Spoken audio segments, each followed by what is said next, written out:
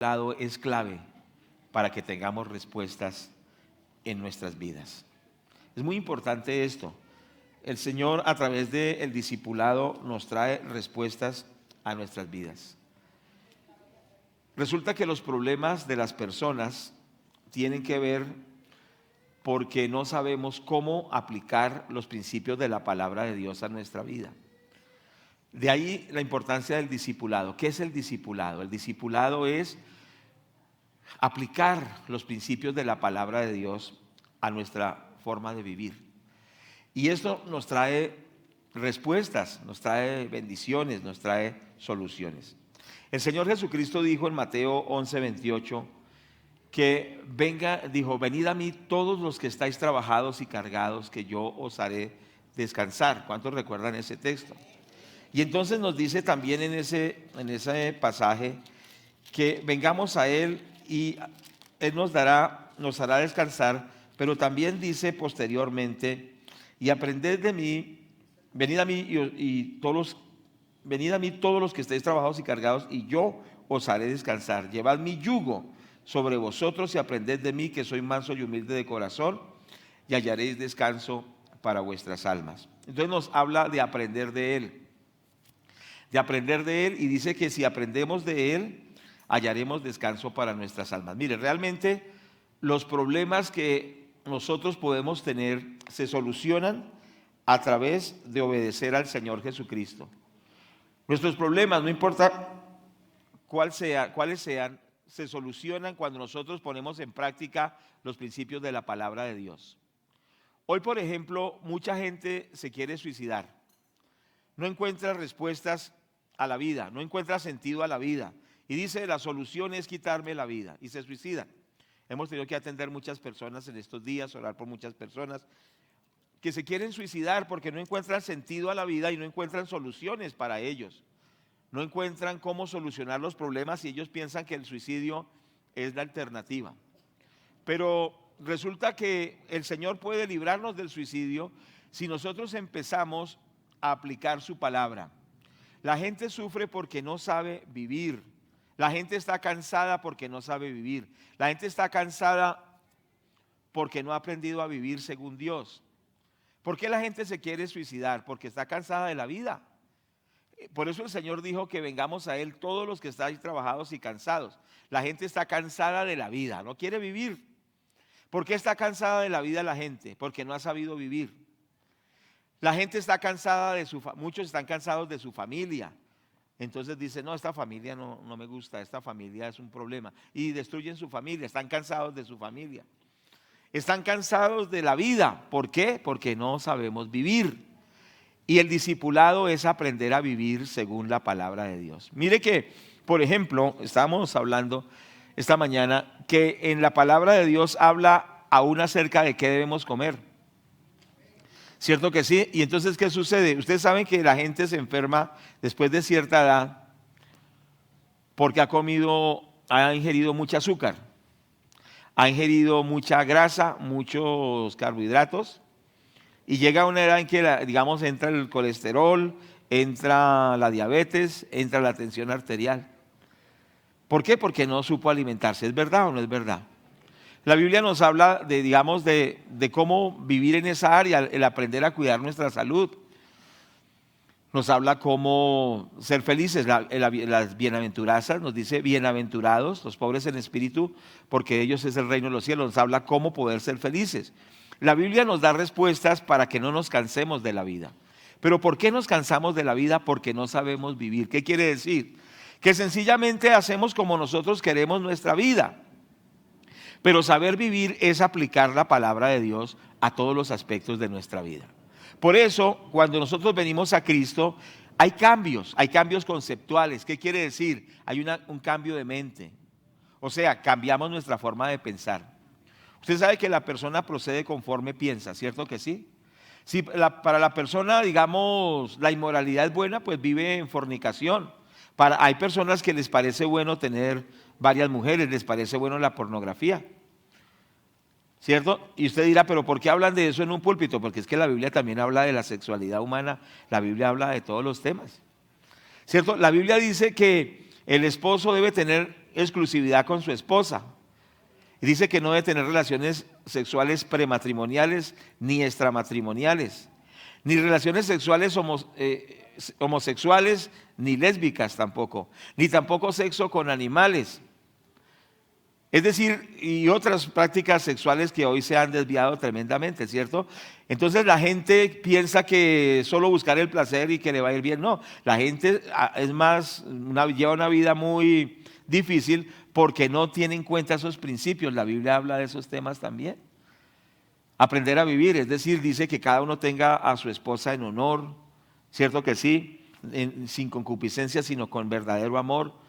Y en esa área pues puedes disfrutar también de esa área íntima. ¿Sí me hago entender? Entonces la Biblia enseña de todos estos temas para saber vivir. Pero la persona que está con una, con otra, que está en la pornografía, que se mete en el homosexualismo, que se mete la mujer en el lesbianismo, no va a ser feliz porque sencillamente se desfigura esa área tan hermosa que Dios ha dado para el ser humano.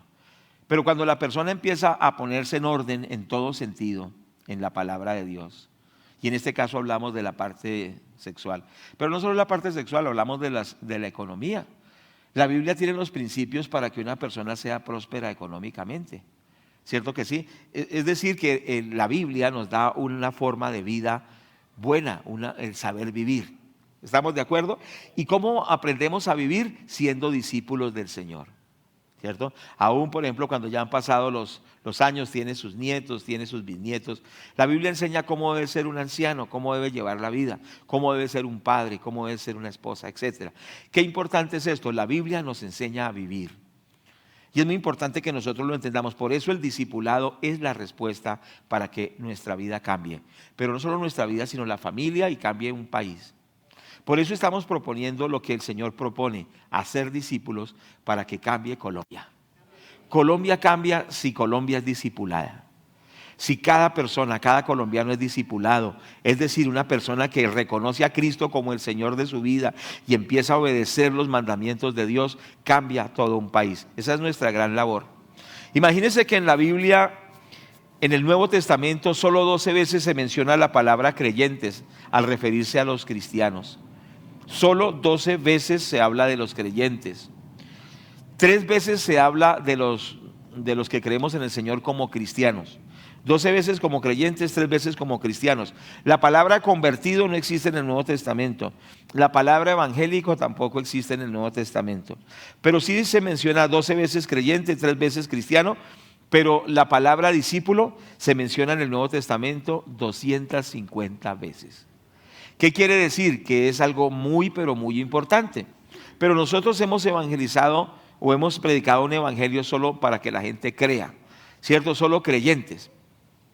Pero recuerde que la palabra creyente está solo 12 veces. Claro que hay que ser creyente. La Biblia dice que seamos creyentes y no incrédulos. Pero no solo hay que quedarnos solo como creyentes, sino que hay que dar el otro paso que se llama ¿ser qué? Muy bien, ¿ser qué? Porque lo menciona 250 veces en el Nuevo Testamento. Entonces uno aprende una norma de estudio bíblico, o que alguno se ha conocido como la hermenéutica. Cuando una palabra se repite muchas veces en la Biblia es que es muy importante. Y cuando se repite 250 veces es algo pero muy importante. O sea que el énfasis de la Biblia es que no solo seamos creyentes, sino que seamos discípulos. Uno que reconoce a Jesucristo como su máxima autoridad, que ha rendido su voluntad al Señor Jesucristo, pero que está aprendiendo de su palabra y la está poniendo a funcionar en su vida. Y al ponerlo a funcionar en su vida, las cosas van cambiando. Es muy importante entender eso, que los países prosperan cuando han implementado los principios cristianos. Quizá no de una prosperan, pero progresivamente el país va mejorando porque van implementando los principios de la palabra de Dios. Si usted estudia, por ejemplo, la historia de Corea del Sur, usted observa que Corea del Sur hace 80 años era uno de los países, era el 7º país más pobre del mundo. Corea del Sur era un país budista. No es el país de hoy, el país industrializado de hoy, el país próspero de hoy, la Corea del Sur, la 7ª economía más próspera del mundo de hoy. Hace 80 años era la 7ª peor economía del mundo, hoy es la 7ª mejor economía del mundo. Eran budistas, pero empezó a llegar el evangelio. El budismo no trae progreso, el budismo solo se queda meditando, meditando, meditando y no producen nada. Pero el cristianismo tiene la semilla, dice por ejemplo que el que no trabaje, que no coma. Dice que ve a la hormiga, oh perezoso, conoce de ella y sé sabio. ¿Cierto? Nos insta dice que el que es laborioso prosperará. La Biblia tiene ese elemento que hace que seamos productivos. Entonces cuando llega el Evangelio a Corea del Sur, empieza a cambiar la mentalidad. Por eso la palabra de Dios dice en Romanos capítulo 12, versículo 2, que transformemos nuestra mente para que cambie nuestra forma de vivir. Cuando empezamos por la palabra de Dios a cambiar nuestra forma de pensar, entonces nuestra forma de vivir cambia. Los principios de la palabra de Dios cambian nuestra forma de pensar y entonces cambia nuestra forma de vivir. Y al cambiar nuestra forma de vivir vemos resultados. Corea del Sur empezó a recibir el Evangelio. En Corea del Sur hoy están las iglesias cristianas más grandes del mundo. Esa famosa iglesia del Evangelio completo de Yoido, del pastor Paul Yonggi Cho, de 1 millón de personas llegó a tener una sola iglesia. 1 millón de personas. Llegó a ser la iglesia cristiana más grande del mundo. 1 millón de personas. Los coreanos tienen iglesias muy grandes. Los coreanos son los que más mandan misioneros al mundo. Pero los grandes empresarios coreanos, de esas empresas como la Kia y todas esas empresas que son coreanas, la Sanyong, esas empresas que vienen de Corea, sus gerentes todos los días van a los templos a orar a las 6 de la mañana. A las 6 de la mañana están en la iglesia orando. Los grandes, digamos, gente del gabinete de gobierno están en sus iglesias todos los días orando a las 6 de la mañana. Si me hago entender, buscando al Dios que prospera, el Dios grande, el Dios poderoso. El Evangelio trae prosperidad, trae avance. ¿Cuántos dicen amén a esto? Entonces, qué importante es entender que ahora Corea del Sur es una potencia en la parte industrial, es de mucho avance, pero se le debe al cristianismo. Se le debe a que empezaron a aplicar la palabra de Dios y empezaron a prosperar. Es que miren, en una casa la persona tiene 4 mujeres, se la pasa en fiestas, se la pasa en las drogas, se la pasa tomando. ¿Qué plata le alcanza? Los niños dicen, papá, tengo hambre. Pues qué, pues problema suyo. Miren, los zapatos están rotos, ¿qué puedo hacer? Pero sí tiene 3 mujeres, se la pasa bailando, como dice el vallenato, ¿no? Ustedes saben cuál vallenato. Eso lo dijimos hace unos meses, hace tiempo. Que toda la plata que cae en sus manos la gasta en bebidas, mujeres y bailando. ¿Cierto? Dijo ese señor. Entonces, esa forma de pensar, ¿a quién prospera? Pero cuando una persona se hace cristiana, primero deja los vicios, deja de estar con varias mujeres, se hace fiel a su esposa, se vuelve mejor trabajador, se vuelve mejor padre. Entonces, ¿prospera o no prospera? Por supuesto, prospera. ¿Por qué? Porque pone su vida en orden, pone su vida de acuerdo a los principios de la palabra de Dios, que son muy saludables y que lo hacen prosperar integralmente. Entonces, mire que tiene que ver hasta con la salud física, ¿cierto que sí? Tiene que ver con la salud mental, porque por ejemplo la persona que decide abortar, la gente dice, es que mi cuerpo es mío, dice la señora feminista. Cierto que sí, pero cuando uno lee la Biblia se da cuenta que el cuerpo, ¿de quién es? De Dios. ¿Sí me hago entender? Claro, pues Dios me dio mi cuerpo, pero en sí le pertenece a Dios. Y yo tengo que cuidar mi cuerpo porque es templo del Espíritu Santo. Eso es una mentalidad diferente. Yo no voy a agarrar mi cuerpo y hacer lo que a mí se me ocurre porque mi cuerpo le pertenece a Dios y yo tengo que honrar a Dios con mi cuerpo.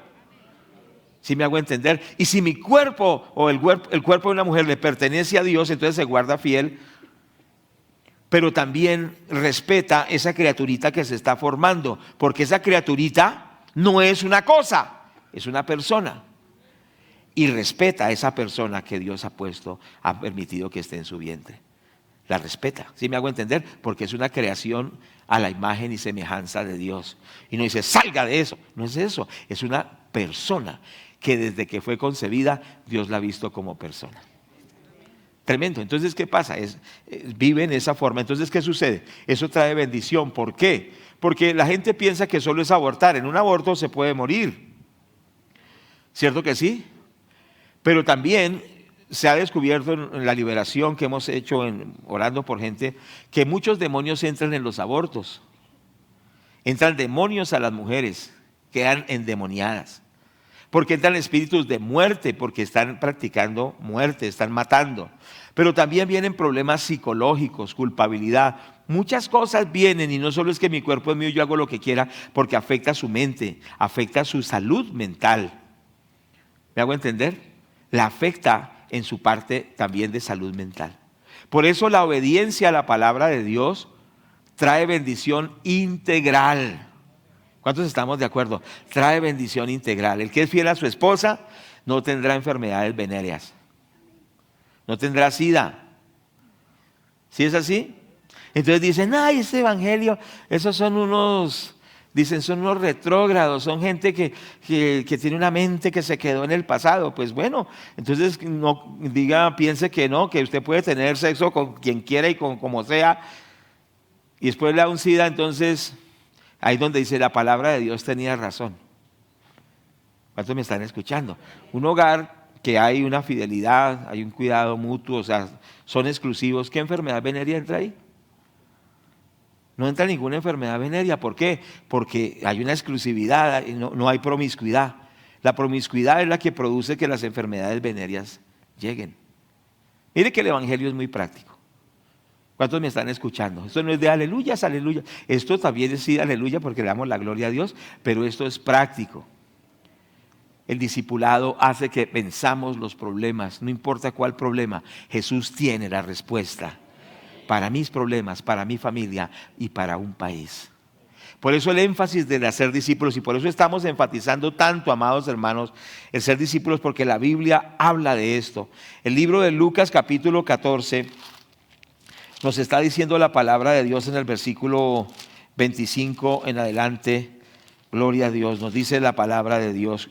Grandes multitudes iban con él y volviéndose les dijo, si alguno viene en pos de mí y no aborrece a su padre y madre y mujer y hijos, hermanos y hermanas y aún a su propia vida, no puede ser mi discípulo.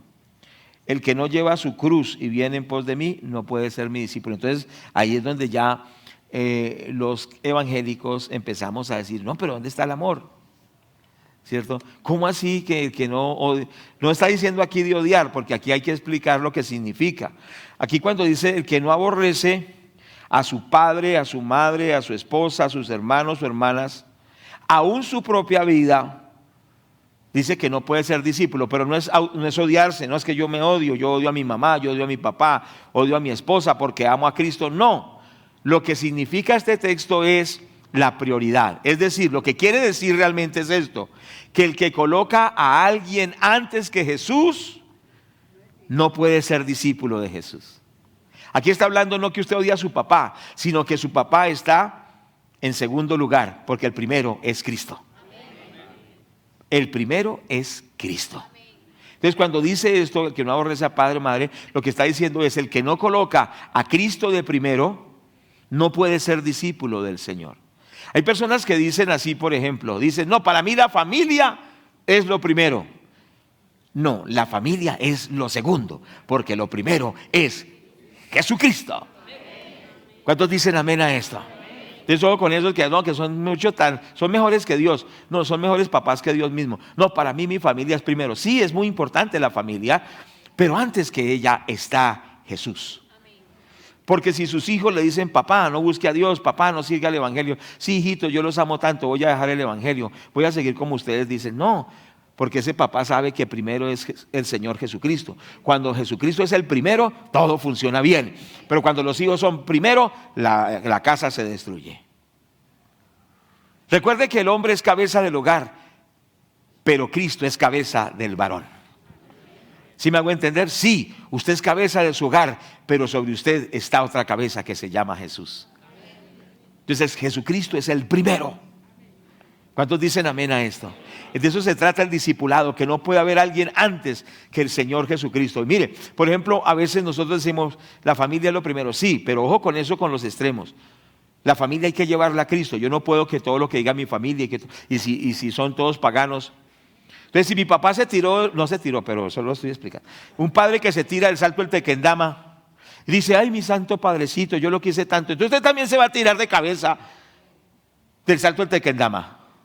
No, dice la Biblia que el Señor nos rescató de la vana manera de vivir, la cual recibimos de nuestros padres, y Él nos rescató fue por la sangre de Cristo. Entonces, ¿qué quiere decir? Hay costumbres familiares que no honran a Dios.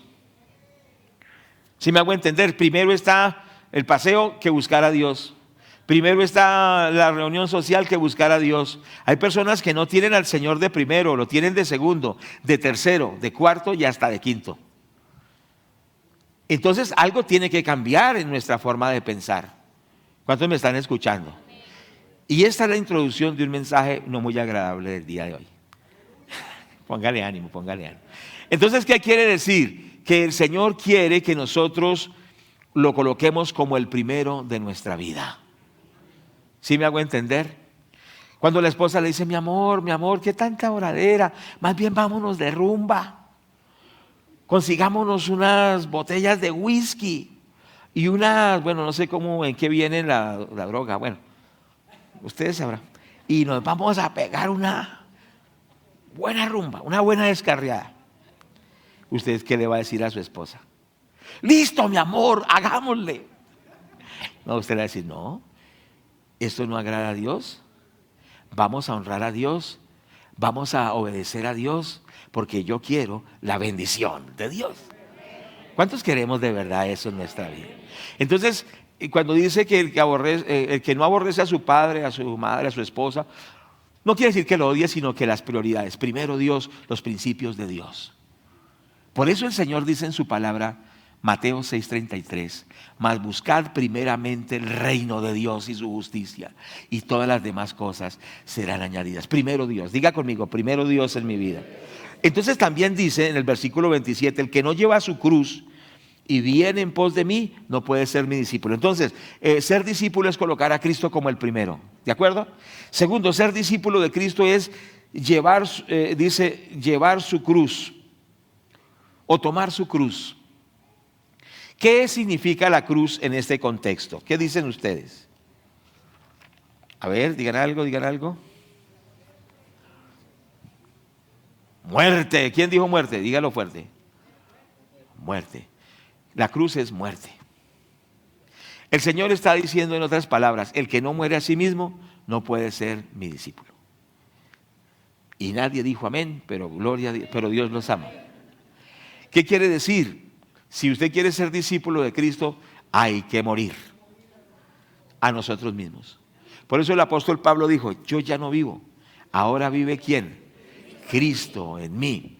Eso es ser discípulo, es morir a nosotros, morir a nuestros caprichos, morir a nuestra terquedad y decir, Señor, yo vivo para hacer tu voluntad. ¿Para qué vivimos? Para hacer la voluntad de Dios. ¿Estamos de acuerdo?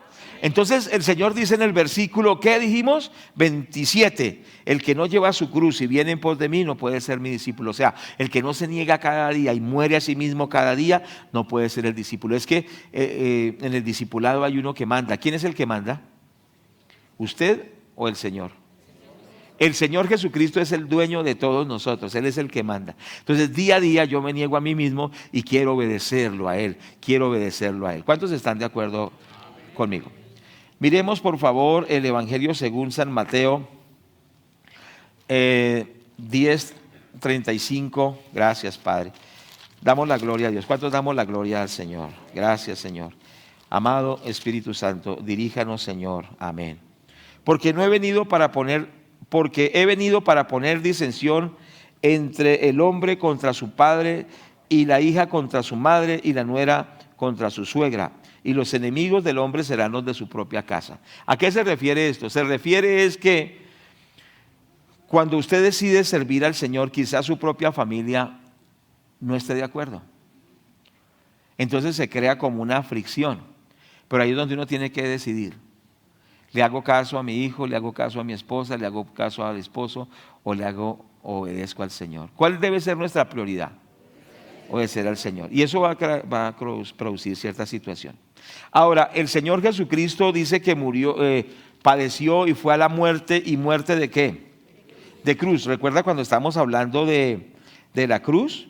Entonces estamos en Filipenses, miremos Filipenses capítulo 2, versículo 5. Haya pues en vosotros este sentir que hubo también en Cristo Jesús, el cual siendo en forma de Dios, no estimó el ser igual a Dios como cosa a que aferrarse, sino que se despojó a sí mismo, tomando forma de siervo, y hecho semejante a los hombres, y estando en la condición de hombres, ¿qué?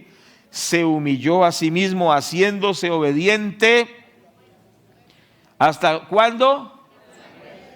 Hasta la muerte, y muerte de cruz. Entonces, la cruz significa negarse, significa someterse a Dios, significa hacer la voluntad del Señor. Muerte y muerte de cruz. Ahora, para el Señor Jesucristo la muerte de cruz era algo más fuerte que para nosotros. Los romanos mataban a sus enemigos crucificándolos. Eran malos esos romanos. Era un imperio pero cruel. Eran terribles. Entonces ellos, cuando alguien se levantaba, la forma de escarmentarlo era crucificándolo. Entonces los clavaban en un madero y los dejaban ahí. A veces duraban 3 días agonizando. Pero el dolor era tremendo, pero no se morían rápido. Duraban ahí, ellos estaban pendientes de que no se murieran para que sufrieran. ¿Cierto? Los colocaban en donde podían poner los pies, el sedile se llamaba, para que no se desplomaran totalmente y no se rompieran sus órganos donde estaban clavados, sino para que pudieran sostenerse así. ¿Sí me estoy a entender? Y así, pero el dolor de todo esto era tremendo, clavados allí, tremendo. Estaban bajo ese sol canicular, ¿cierto que sí? Con sed, con dolores, con calambres, con cosas tremendas, pero no se morían rápido, porque esa era la idea. La idea era que sufrieran. Entonces la crucifixión era algo terrible. Jesús murió en la cruz de una manera terrible.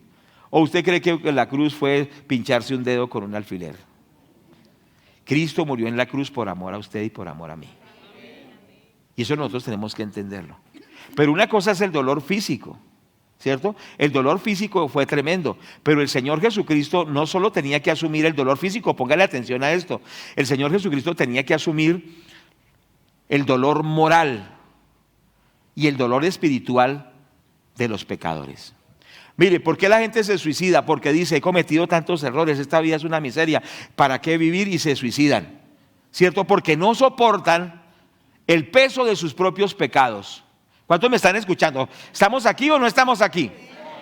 Dígale que está a su lado, aquí estamos, ¿cierto? Entonces, ¿qué pasa? La gente se suicida porque no soporta sus propios errores, porque dice, me desprecio a mí mismo, fracasé en esta vida, mejor me quito la vida. No se aguantan sus propios errores y se suicidan. ¿Sí me hago entender?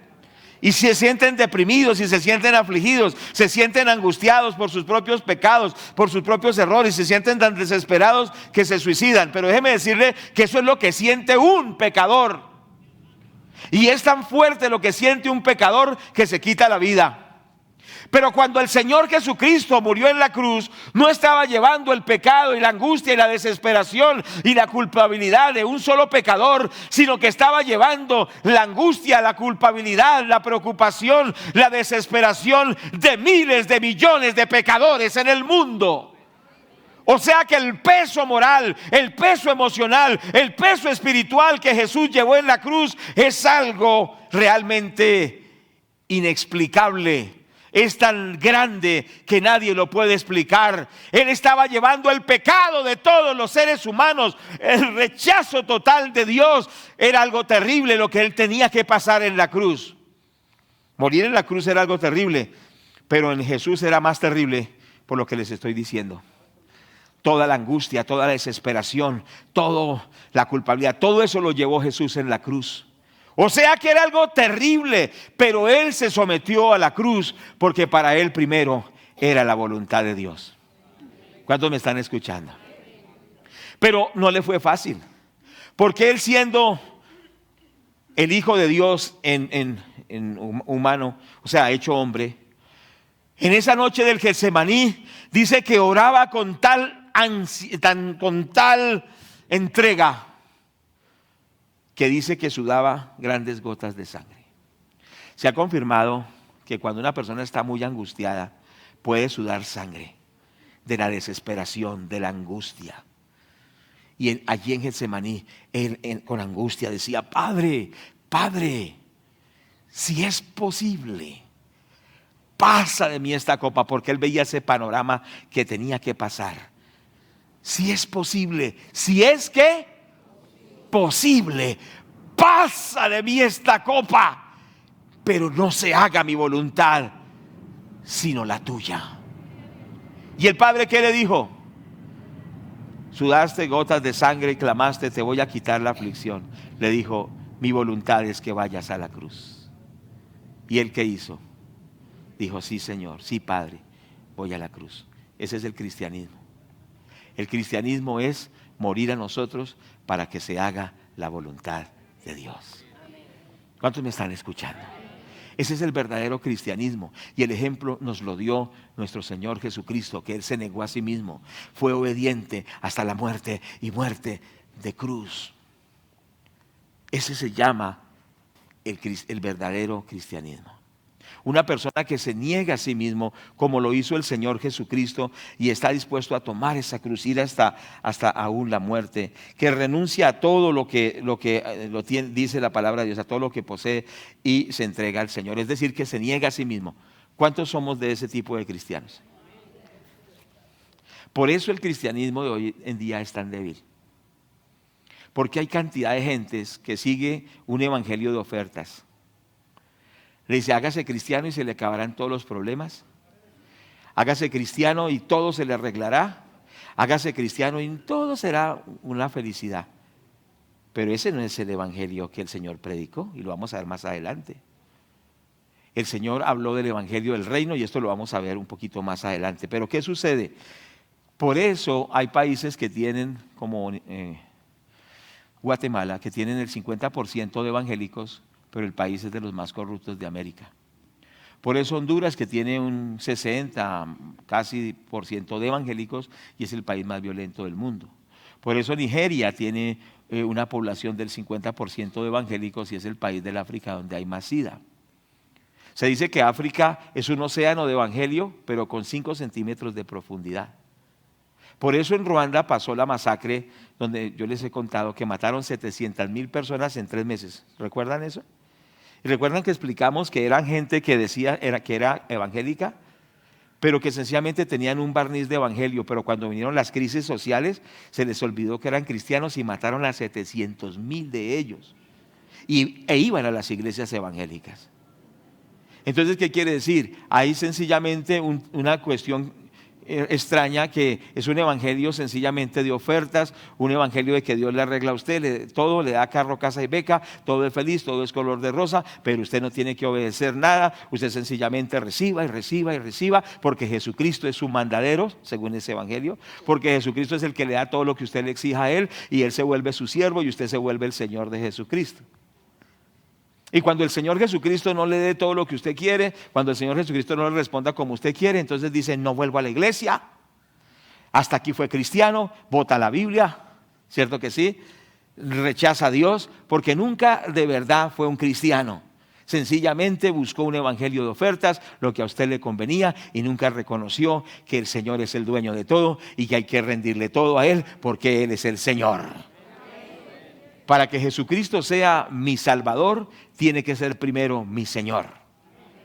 ¿Cierto que sí? Eso es como cuando una persona se casa y le dice: acepta a esta mujer como su legítima esposa para vivir con ella, conforme al ordenado en el santo estado del matrimonio. Ya me lo sé de memoria, con tantos matrimonios. Promete honrarla, cuidarla, todas estas cuestiones. Lo promete y dice: sí, prometo, acepto. La está aceptando con todo lo que implica. ¿Cierto? Quizá ella tiene un ojo de vidrio, pero cuando la ve no se nota, pero cuando se quita el ojo de vidrio, ¡ay! Le faltaba un ojo. Quizá tenga una pierna de palo. No, mentira.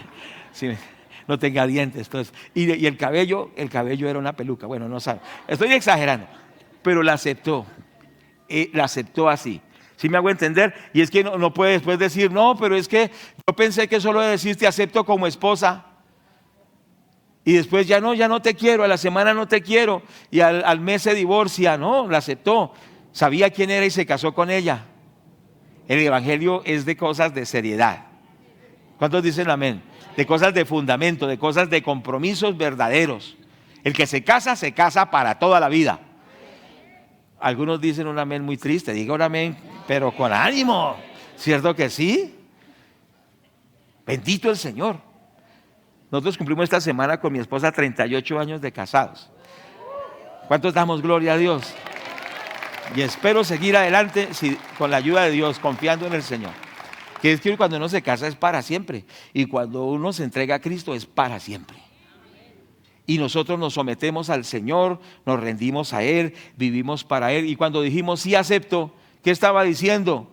No solo acepto el que me ayuda en todo, sino que lo estoy aceptando como el dueño de mi vida, como el Señor de mi vida, como el que manda en mi vida, en el cual yo le entrego todo, en el cual yo tomo la cruz, en el cual lo obedezco, en el cual yo me rindo a Él. Esto se necesita predicar en las iglesias, porque se ha predicado un evangelio de solo ofertas, de solo que Dios me bendice y me bendice, y la gente nunca se compromete con Dios. Si me hago entender, cuando un mensaje es fuerte se ofende, dice ese pastor es muy bravo, no me gusta. No, pues no le puede gustar, pero yo lo único que le puedo decir es la verdad. ¿Qué más le puedo decir yo? Yo no estoy aquí para agradarle, para que sea simpático. Bueno, has hecho otro chiste, pero yo no estoy para echar chistes, yo estoy para hablarle la palabra de Dios. Digan algo. ¿Cierto? Y esto primero es para mí. Entonces, qué importante, hermanos, el discipulado cristiano. El discipulado cristiano cambia a la persona, lo transforma. La persona cambia radicalmente. Por eso la persona, dice la palabra, es una nueva criatura. Es diferente. El que se entrega a Cristo y se rinde a Cristo no puede seguir siendo el mismo. Los vicios no pueden seguir dominándolo. El pecado no puede seguir dominándolo. Esa maldad no puede seguir dominándolo, porque ya no gobierna el diablo, ya no gobierna el pecado, ya no gobierna él mismo, sino el que lo gobierna es Jesucristo. Y cuando Cristo gobierna, las cosas cambian. ¿Estamos de acuerdo? Hay un cambio profundo, y ese es el verdadero cambio que necesita usted, que necesito yo. Eso es lo que cambia una familia para bien. Eso es lo que cambia un país. Por eso lo que Colombia necesita es que Colombia sea discipulada. Que Colombia diga: de verdad necesitamos a Jesucristo, obedecerlo, porque Él es la respuesta. Qué reto tan importante que Dios nos ha dado. Hermanos, ¿cuál fue el evangelio que predicó el Señor Jesucristo? ¿Qué creen ustedes? ¿Cuál fue el evangelio que predicó el Señor Jesucristo? Vamos a mirarlo. Era el evangelio, o es el evangelio del reino. Diga conmigo: el evangelio del reino. Gloria a Dios. Qué importante es esto. Vamos a mirar algunos ejemplos de esto. El libro de Isaías. Entonces, ¿el evangelio de qué? Del reino de los cielos. En Isaías 52:7 dice: cuán hermosos son sobre los montes los pies del que trae alegres nuevas, del que anuncia la paz, del que trae nuevas del bien, del que publica salvación. Eso es el evangelio. El evangelio son alegres nuevas, el evangelio es paz, el evangelio es buenas del bien, salvación. Pero también está el elemento que nos dice el versículo: del que publica salvación y del que dice. ¿Qué dice el versículo? A ver, ¿dónde están los hermanos? No, pero con ánimo. Tu Dios reina. Tu Dios reina. Entonces Dios nos bendice, nos da paz, nos da gozo, nos da la entrada al cielo, nos liberta a los demonios, nos bendice tremendamente. Pero Él reina.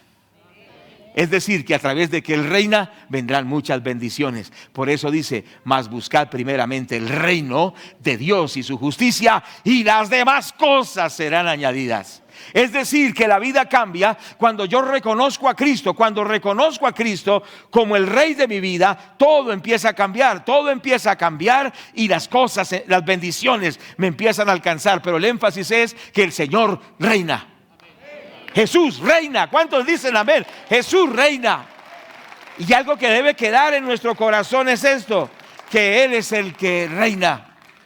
Porque dice entonces Isaías todas estas bendiciones, pero proclamamos: Dios reina.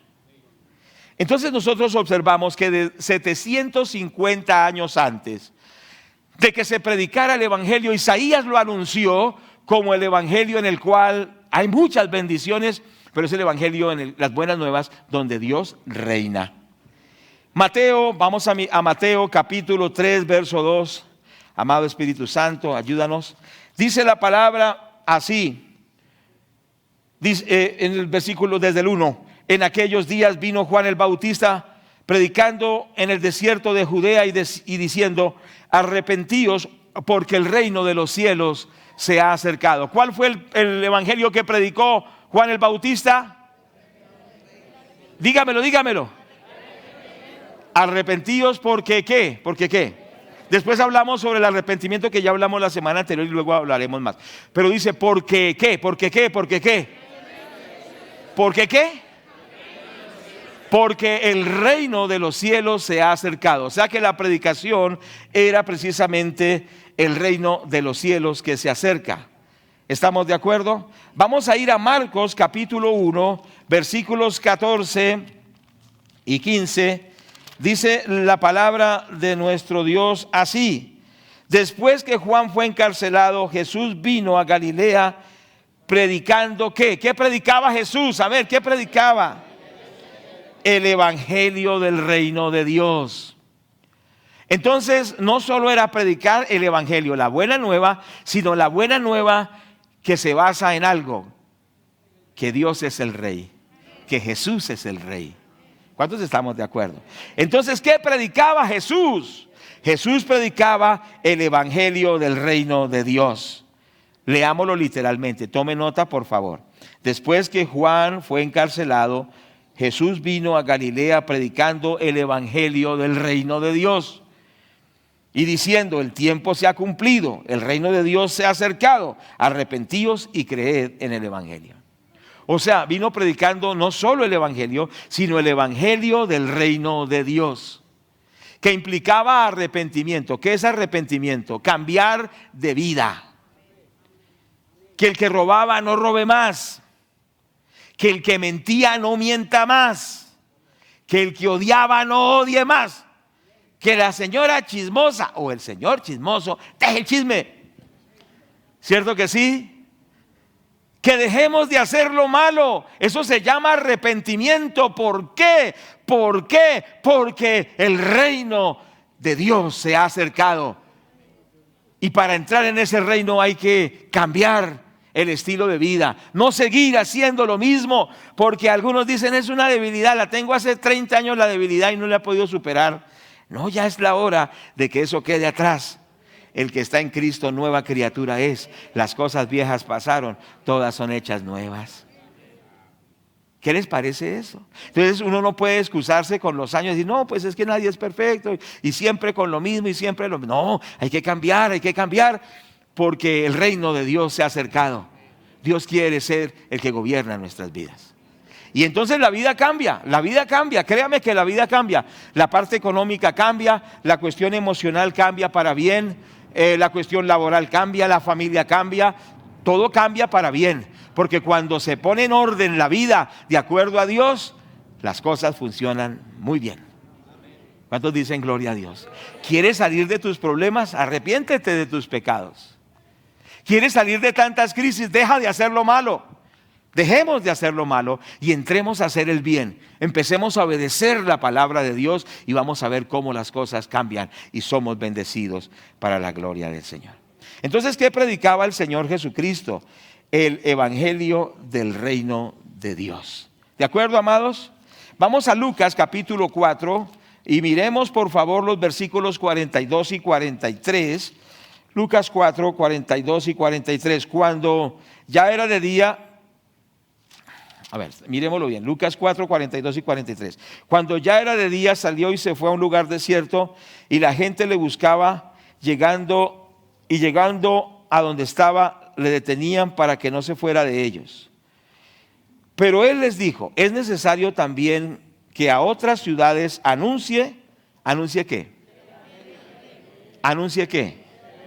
El evangelio del reino de Dios, porque para esto he sido enviado.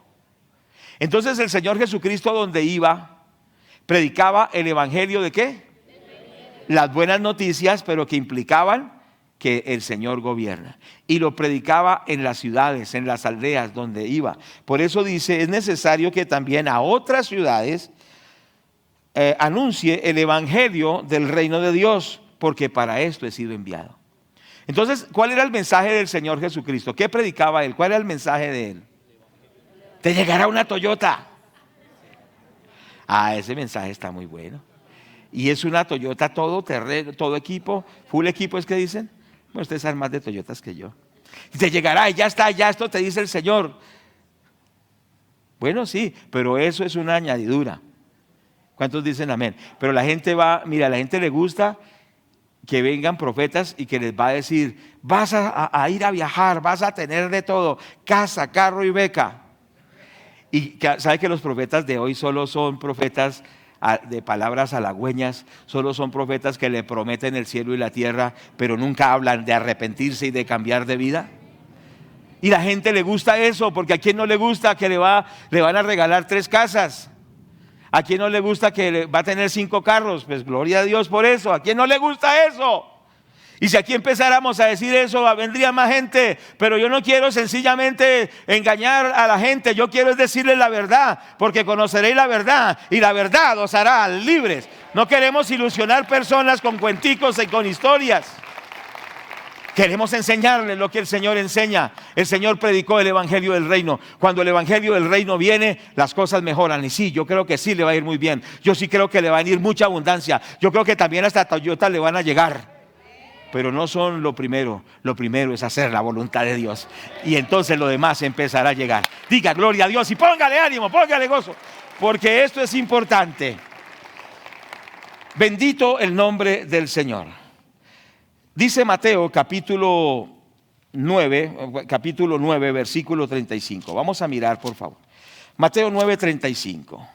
Dice la palabra de Dios: recorría Jesús todas las ciudades y aldeas, enseñando en las sinagogas de ellos y predicando el evangelio del reino.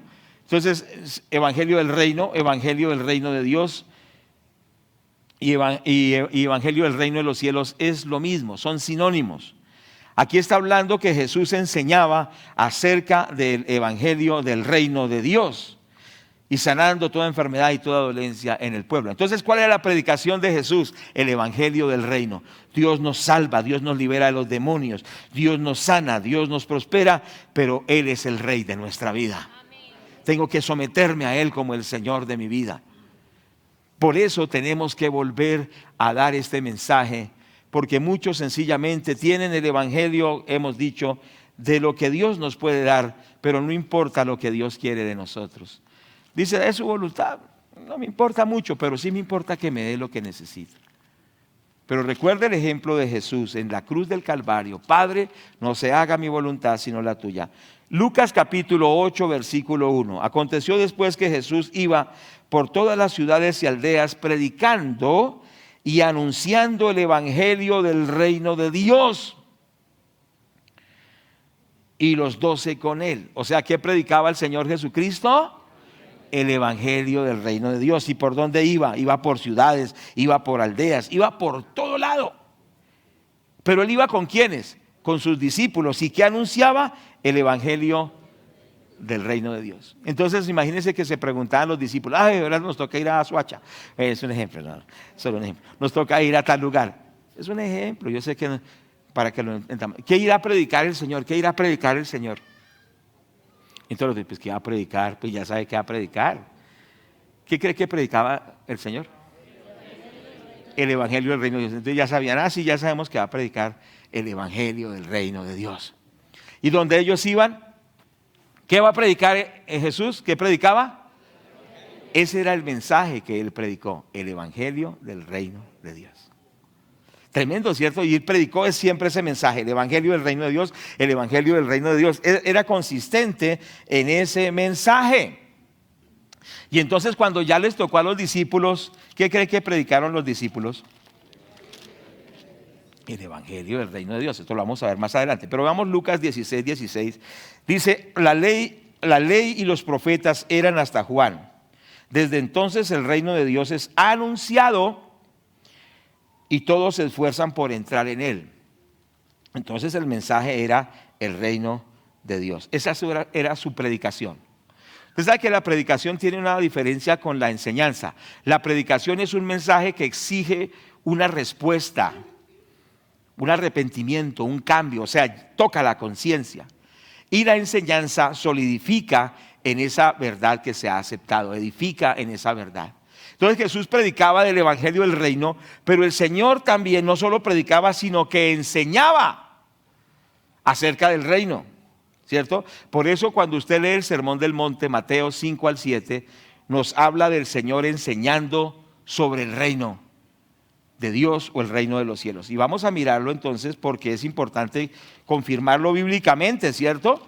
Vamos a mirar en la Biblia. Entonces Jesús predicaba el evangelio del reino de Dios, pero enseñaba acerca del reino. ¿Qué quiere decir? Que una vez que estamos en el reino por la fe, por el arrepentimiento, y nos hemos entregado a Cristo y lo hemos recibido como el Señor, ¿qué pasa? Hemos asumido todo lo que Él implica y dice, y lo estamos obedeciendo todos los días, lo estamos obedeciendo. Y estamos creciendo en el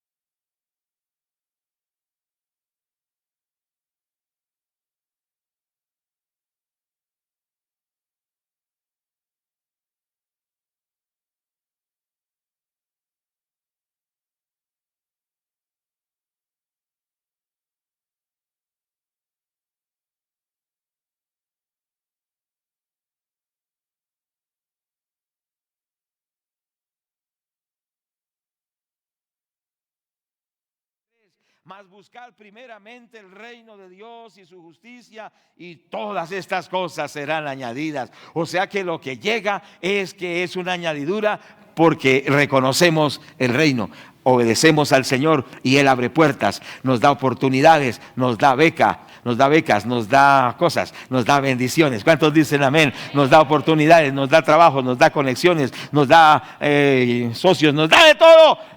Pero primero porque Él es el Rey de nuestra vida y las demás cosas se dan. Si tú empiezas a seguir a Jesús como el Rey, muchas enfermedades de tu cuerpo se van a ir. Reciba esa palabra. Los problemas económicos van a desaparecer. Situaciones familiares críticas van a ser disueltas, porque cuando Jesucristo gobierna, los demonios se van, la enfermedad se va, la miseria se va. Pero el secreto es que Él sea el Rey de nuestra vida. ¿Cuánto le damos la gloria a Dios? Apláudalo y démosle la gloria, démosle la gloria, démosle la gloria, y que el diablo sea hoy derrotado en nuestras vidas, que el diablo sea derrotado en nuestras familias, que el diablo sea echado fuera en el nombre de Jesús, porque Jesucristo es el Rey de nuestras vidas. Alábalo, alábalo, alábalo, gloria a Dios. Gloria a Dios, gloria a Dios, gloria a Dios. Colombia necesita escuchar este mensaje. Un mensaje que coloca a Cristo como el Señor. 7:21 dice la palabra, Mateo: no todo el que me dice Señor, Señor, entrará en el reino de los cielos, sino el que hace la voluntad de mi Padre que está en los cielos. Entonces no solo decir, sí, tú eres mi Señor, sí, tú eres mi Señor, qué hermoso es el Señor, sino se requiere obediencia. ¿Qué se requiere? Obediencia. La palabra clave del Evangelio del Reino se llama obediencia a los mandamientos de Dios. Por eso Jesús dijo que todo el que lo oye y lo obedece lo comparará a un hombre prudente que edificó su casa sobre la roca. Vinieron ríos, soplaron vientos, dieron con ímpetu contra aquella casa y no cayó porque estaba fundada sobre la roca. ¿Es verdad? Fundamento es obediencia, obediencia. Cuando hay obediencia a la palabra de Dios, a los mandamientos de Dios, cuando hay una obediencia total a la palabra de Dios, nada nos puede destruir. No hay demonio que nos pueda destruir. El enemigo viene al cristiano y mira, y él busca fisuras. Él busca en qué desobedecemos, y cuando encuentra alguna fisura por ahí entra y nos hace daño. Pero cuando nosotros somos obedientes a la palabra de Dios, él da vuelta, el diablo da vuelta y dice, no, pero ¿qué le puedo hacer? Se tiene que ir. ¿Se tiene que qué? Yo he tenido episodios en mi vida cuando era un nuevo creyente que el enemigo, pues él siempre ataca, por supuesto, pero yo veía áreas en las cuales él me vencía. Yo veía áreas en las cuales me ganaba. O sea, batallas que el diablo me ganaba. Pero yo recuerdo que empecé a obedecer más consistentemente a Dios, empecé a vivir en obediencia, en aceptar la palabra, en rendirme a Cristo, y yo noté que en las áreas donde el diablo antes me vencía, ya no me vencía. En lo que era para mí una dificultad, llegó a ser, ya no era una dificultad para mí, porque esas ataduras se rompieron, esos demonios se fueron, esas ligaduras se fueron. Jesucristo me libertó en esas áreas. Cada vez que me someto más al Señor Jesucristo, más cadenas se rompen de mi vida. ¿Cuántos dicen gloria a Dios? Ahí está el secreto, ahí está el secreto. Jesucristo es el Señor de nuestras vidas. Bendito el Señor. Bueno, el Señor Jesucristo en Mateo también dio 7 parábolas respecto al reino. De por sí el Evangelio de Mateo habla del reino de los cielos. El tema central del Evangelio de Mateo especialmente es el reino de los cielos, el reino de Dios, pero toda la Biblia habla de esto, pero Mateo especialmente. Vamos a mirar 7 parábolas brevemente en el capítulo 13 de Mateo, ¿cierto que sí? Y miremos por favor algunos de estos versículos. Por ejemplo, en el versículo 19. Mateo 13,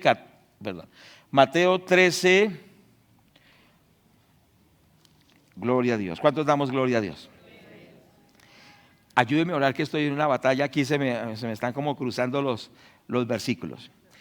Dice, vamos a mirar algunos versículos de esto. Mateo 13, 24. Dice la palabra, el reino de los cielos es semejante a un hombre que sembró buena semilla en su campo. ¿El reino de qué? Es semejante a qué? A un hombre que sembró buena semilla en su campo. Entonces aquí, pero usted puede ahondar esto leyendo los versículos posteriores. Solo estoy haciendo el enunciado, pero si lo explicamos no alcanza, el tiempo no, de verdad no daría. Versículo 31 dice, el reino de los cielos es semejante al grano de mostaza que un hombre tomó y sembró en su campo. Versículo 33, el reino de los cielos es semejante a la levadura que tomó una mujer y escondió en 3 medidas de harina hasta que todo fue leudado. Versículo 44, dice la palabra, además el reino de los cielos es semejante a un tesoro escondido en un campo, el cual un hombre halla y lo esconde de nuevo y gozoso por ello va y vende todo lo que tiene y compra el campo. Versículo 45, también el reino de los cielos es semejante a un mercader que busca buenas perlas. Versículo 47, asimismo el reino de los cielos es semejante a una red que es echada en el mar y recoge toda clase de peces. ¿Qué es lo que nosotros observamos aquí? Parábolas que hablan acerca del reino. Jesucristo se dedicó primero a predicar el evangelio del reino, pero se dedicó a enseñar qué significa el evangelio del reino. ¿Estamos de acuerdo? Entonces el énfasis en la predicación y en la enseñanza de Jesucristo era el reino de los cielos, el reino de los cielos. Ese era el énfasis. ¿Cuáles son nuestros énfasis? Tiene que ser el evangelio del reino de Dios, donde Dios gobierna, donde Dios nos guía y nosotros lo admitimos como el dueño de la vida. ¿De acuerdo, amados? Pero como si fuera poco, en Mateo 18, Hemos visto Mateo 13, hemos visto Mateo 5, Mateo 13 y varios de sus versículos, pero ahora vamos a Mateo 28, 23. Aquí observamos también símiles también del reino de Dios. Mateo 18, 23. Dice entonces, por lo cual el reino de los cielos es semejante a un hombre que quiso hacer cuentas con sus siervos. ¿Cierto? Un símil del reino de los cielos, y ahí lo explica. No estamos leyendo todo el contenido, pero ahí lo explica. Capítulo 20, versículo 1. Dice, porque el reino de los cielos es semejante a un hombre, padre de familia, que salió por la mañana a contratar obreros para su viña. Versículo 21, verso 32, nos dice el versículo, porque vino a vosotros Juan en camino de justicia y no le creísteis, pero publicanos y rameras le creyeron, y vosotros viendo esto no os arrepentisteis después para creerle. Y ahí es donde el Señor dice en el versículo 31, de cierto os digo que los publicanos y las rameras van delante de vosotros al reino de Dios. O sea, le está diciendo a los fariseos, le dice, ustedes no creen la palabra, ustedes no cambian, pero sí vinieron publicanos, sí vinieron rameras, se arrepintieron y ustedes no se arrepienten. Ellas van delante en el reino y ustedes quedaron atrás porque no hacen caso a la palabra de Dios. El Señor era muy directo en lo que decía, ¿cierto que sí o no? Claro que sí, tremendo ese evangelio que el Señor dio, predicó. Versículo 33, estamos en Mateo 18, 33. Oí de otra parábola, un hombre, padre de familia, hubo un hombre, padre de familia, el cual plantó una viña, la cercó de vallado, cavó en ella un lagar, una torre, y la arrendó a los labradores y se fue lejos. Este es otro símil del reino de los cielos. Bueno, hay varios textos, pueden mirar el capítulo 25, versículo 1, el capítulo 22, versículo 2, el capítulo 25, versículo 4. Es decir, la predicación y la enseñanza de Jesús era el evangelio del reino de Dios. Esa es nuestra enseñanza, nuestra predicación.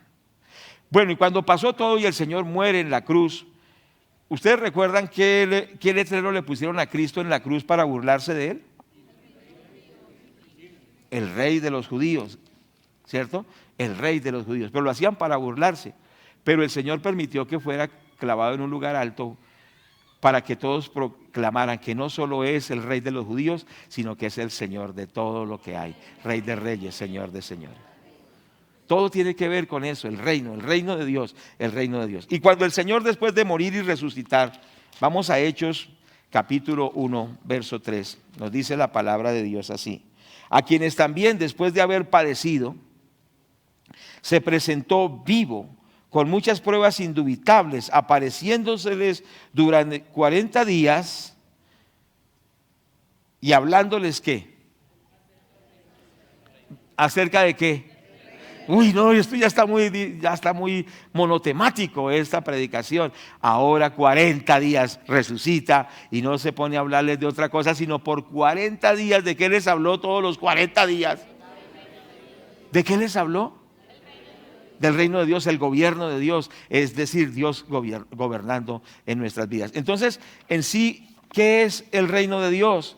El reino de Dios es que el Señor gobierna sobre nuestras vidas. Eso fue lo que predicó también Pedro.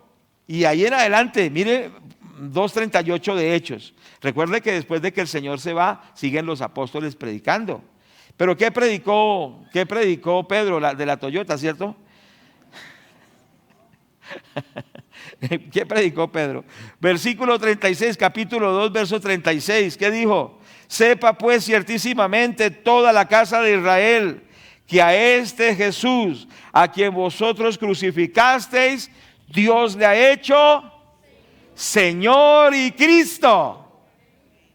Señor y Cristo. Y entonces aquí empieza a entrar una palabra muy poderosa, es la palabra Señor.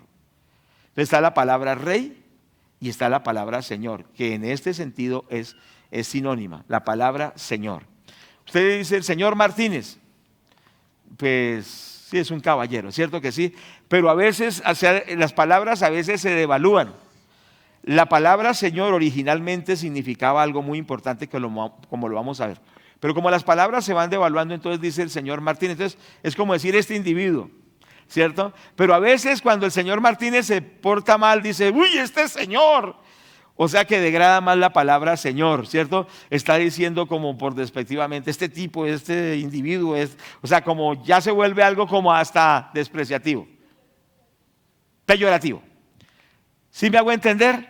Entonces la palabra se devalúa, pero cuando se dio la palabra Señor en estos contextos del Nuevo Testamento, la palabra es la palabra Kyrios, del griego.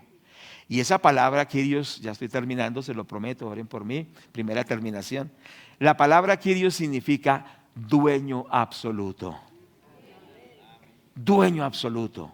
El amo, el total dueño. Tremendo, ¿no? Entonces cuando el apóstol Pedro dice, a ese Jesús que ustedes rechazaron, a ese Jesús que ustedes crucificaron, porque lo despreciaron, porque lo menospreciaron, porque lo tuvieron en poco, lo único que le dieron fue una cruz. ¿Qué le dimos al Señor? Una cruz, desprecio. Por eso la gente habla de Dios y habla, dice, que Dios ni que nada, a mí qué me importa Dios. Eso hicieron también en ese tiempo, lo que le dieron fue una cruz, lo escupían en la cruz, lo maldecían en la cruz, le decían, si es Dios, si es hijo de Dios, sálvese y bájese de la cruz, se burlaban, lo escarnecían, eso fue lo que nosotros le dimos a Jesús. Por eso dice, ustedes que le dieron a él una cruz, pero Dios a ese Jesús lo ha hecho el Kyrios. Lo ha hecho el Rey de Reyes, el Señor de Señores. Y es donde nos dice el libro de Filipenses capítulo 2. Ya lo hemos visto, pero qué bueno volverlo a recalcar en esta mañana. Cierto que sí, dice la palabra, sino en versículo 7, 2:7 de Filipenses, sino que se despojó a sí mismo tomando forma de siervo. ¿Cierto? Y hecho semejante a los hombres, estando en la condición de hombre, se humilló a sí mismo, haciéndose obediente hasta la muerte y muerte de cruz. Él vivió eso. Se sometió al Padre, pero dice la palabra, por lo cual, ¿cuál fue el resultado? Dice, por lo cual Dios también lo exaltó hasta lo sumo y le dio un nombre que es sobre todo nombre, para que en el nombre de Jesús se doble toda rodilla de los que están en los cielos y en la tierra y debajo de la tierra, y toda lengua confiese que Jesucristo es el Señor, para la gloria de Dios Padre. ¿Y cuántos dicen amén? Por eso el apóstol Pedro dijo, a ese que ustedes menospreciaron, a ese que ustedes rechazaron, Dios lo ha hecho el Kyrios. Por eso dice que es el Señor. Es el Señor de señores, el Rey de reyes. Es el que tiene un nombre sobre todo nombre. Jesucristo es el Kyrios, el dueño absoluto, porque el Padre le dio al Hijo el reino. El Padre le dio el reino al Hijo, a Jesús, y luego Jesús le devolverá el reino al Padre. ¿Cuántos me están escuchando? Pero ¿a qué nos han mandado a nosotros? El Señor, ¿a qué nos ha mandado? A proclamar que Jesucristo es el Señor, que es un nombre sobre todo nombre, que no hay demonio que se le pueda resistir, que no hay fuerza humana que se le pueda resistir, que Jesucristo es el que gobierna y que todo quedará bajo sus pies para la gloria de Dios. Mire qué tremendo es esto. En este mensaje hay poder, porque está proclamando a Cristo como Señor y el infierno tiembla. ¿Estamos de acuerdo con eso? Por eso Pedro se levanta y les dice, a ese que ustedes mataron, Dios lo ha puesto como Señor. Y Cristo es Salvador. Cristo significa en griego el que ha sido ungido para salvar y reinar.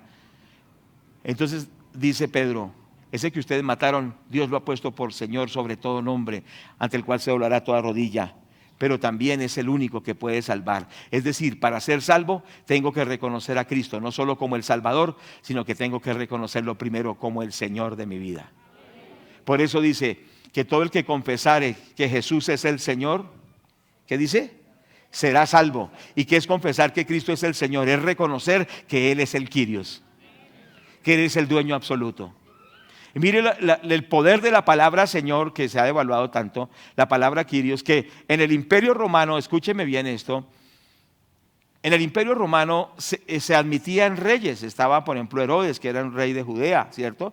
Se aceptaban ciertos reyes en los diferentes pueblos, Y el imperio romano lo aceptaba, pero eran reyes, pero había uno que estaba sobre esos reyes. ¿Quién era el que estaba sobre todos los reyes en el imperio romano? A ver, ustedes historiadores que están aquí, usted ha leído algo, ¿cierto? ¿Quién era el que estaba sobre todos los reyes que permitía el imperio romano? Era el César, era el emperador romano. Y al emperador romano, todos los demás reyes se le sometían porque se consideraba el rey de reyes, el soberano de los soberanos, el Quirios. Y no solo el rey de los reyes, sino el dueño absoluto, el que tenía poder de vida o poder de muerte. Mejor dicho, recuerde que en el imperio romano el emperador era un dios. ¿Cuántos me están escuchando? O sea, no era solamente el emperador y el rey y mi rey, era un dios, era Dios. Pero no cualquier Dios, era el Dios sobre todos los dioses, el Dios sobre todos los reyes, era el amo absoluto, el Quirios, el amo absoluto. Si me hago entender, entonces mire lo que está diciendo Pedro.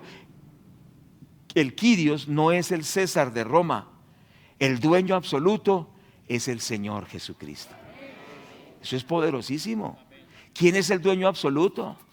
El Señor Jesucristo, ante el cual se doblará la rodilla de los grandes emperadores, de los grandes personajes, que no hay otro como el Señor Jesucristo, que Él es el que reina verdaderamente. Por eso los cristianos fueron perseguidos. ¿Por qué los cristianos fueron perseguidos? Porque los cristianos no solo decían Jesús es el rey de los judíos, o Jesús es el rey de los cristianos, o Jesús es el rey de mi vida, sino que los cristianos decían Jesucristo es el Quirios. Lo que estaban diciendo es el César, no es el Quirios. El emperador romano no es el amo absoluto. El emperador romano tendrá que doblar sus rodillas ante el verdadero Señor, ante el verdadero amo absoluto. El César romano tendrá que reconocer que el Quirios es Jesucristo.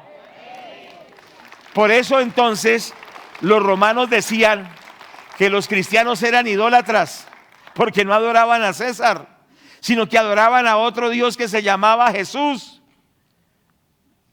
Y entonces no solo, es que eso no solo era decir que Jesús es el Señor, quiere decir que si ellos no reconocían que el amo absoluto era el emperador romano, tenían que pagar con la hoguera.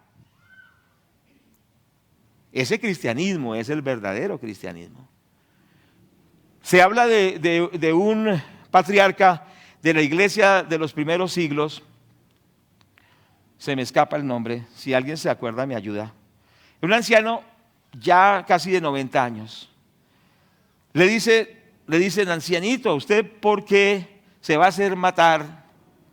Solo por decir que Jesús es el Quirios. Mire, si usted toma un poquito de incienso y lo coloca aquí en este fuego y dice, no, me equivoqué. El Quirios no es Jesús, el Quirios es el César. ¿Qué le cuesta? ¿Cuántos me están escuchando? ¿Qué le cuesta quemarle un poquito de incienso y decir, no, me equivoqué? Bueno, Jesús es importante, pero el más grande es el César. Y le quema un poquito de incienso, o sea, lo adora. Dice, se va a evitar muchos problemas. Lo iban a quemar vivo. ¿Ya lo encontramos en la historia? Ayúdenme. Policarpo. Bueno, estoy dudando el nombre, pero soy consciente del hecho histórico. Creo que es Policarpo. Bueno, hay que investigarlo y luego les confirmo, porque me gusta ser exacto en lo que digo, porque después ahí están los hermanos en internet. Entonces, ¿qué dijo el hombre? El anciano dijo, mire, por 86 años he servido a mi Señor Jesucristo y siempre me ha hecho bien. ¿Cómo lo voy a negar ahora? Entonces lo quemaron vivo. No, esos fueron posteriores prereformadores. No, estamos hablando de la época de los primeros siglos. Por 86 años he seguido a mi Señor Jesucristo y siempre me ha hecho bien. ¿Cómo voy a negarlo ahora? Y lo quemaron vivo. Después los preformadores, Juan Hus, Juan Nos, todos estos fueron a la hoguera. Tyndall fue a la hoguera. Fueron gente que les costó ir a la hoguera, los quemaron vivos por confesar a Jesucristo. Hoy por cualquier mensaje un poquito fuerte dice, yo no vuelvo a esa iglesia. ¿cierto? Porque la gente quiere la comodidad, la gente no quiere el verdadero evangelio. Pero mire lo que le tocó a esos cristianos, les decían, o niegan a Cristo o los quemamos vivos. Nerón quemó muchos como hogueras vivas, los encendió, los colocó en brea, los encendió vivos como antorchas. A otros los echaron a los leones, a otros los echaron a osos, a perros rabiosos, a otros los amarraron con cuerdas de pies y manos a caballos. Escúcheme bien, las torturas para que negaran a Cristo. Estaba aquí amarrado de pies y manos a un caballo, de pies y manos a otro caballo. Diga, niegue a Jesús o si no lo desmembramos. Ellos decían, no, yo no puedo negar al Señor porque Él es mi Kyrios, Él es mi amo absoluto. Salía el caballo hacia un lado, el otro caballo hacia el otro, le arrancaban las manos, le arrancaban los brazos. ¿Qué cristianismo tienes tú? ¿Cristianismo de conveniencia? Tenemos que arrepentirnos, tenemos que cambiar. Tenemos que volver al evangelio del reino de Dios. Y entonces los cielos se van a abrir sobre Colombia. Un gran avivamiento va a venir sobre este país. Dios se va a glorificar en esta nación. Vamos a orar y le damos la gloria a Dios. Bendito Padre que estás en el cielo. Señor, gracias por ese evangelio del reino, Señor. Señor, ayúdanos a entender esto, Señor. Ayúdanos a entender por qué 12 discípulos, 11 fueron mártires. ¿Por qué, Señor amado, muchos de estos hombres murieron por causa del Señor? Porque decían, Jesucristo es el Kyrios, Jesucristo es el Kyrios. Y ellos vivieron esa verdad del Kyrios de Dios. Jesucristo es el dueño, el amo absoluto. Ahí donde tú estás, dile, Señor, sé tú el Señor de mi vida. Dile, Jesús, sé el Señor de mi vida. Dile, Señor Jesús, sé el Señor de mi vida. ¿Cuántos queremos que Él sea el Señor de nuestra vida? Quizá ya estás cansado y dices, no funciona, mi vida no funciona. Pues lo que vamos a hacer es decirle, Señor, yo te rindo mi voluntad a ti. Arriba, arriba esta adoración. Arriba, arriba.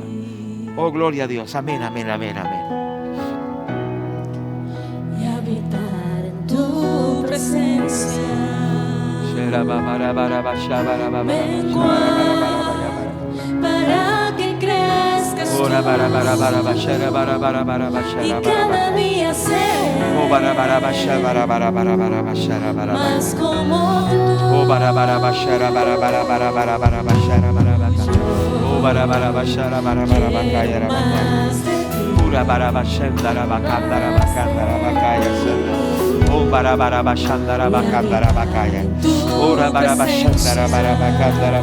de ti.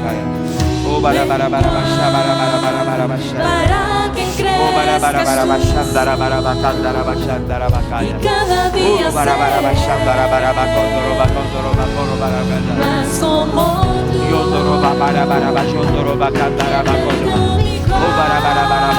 más como entrego mi vida, entrego mi voluntad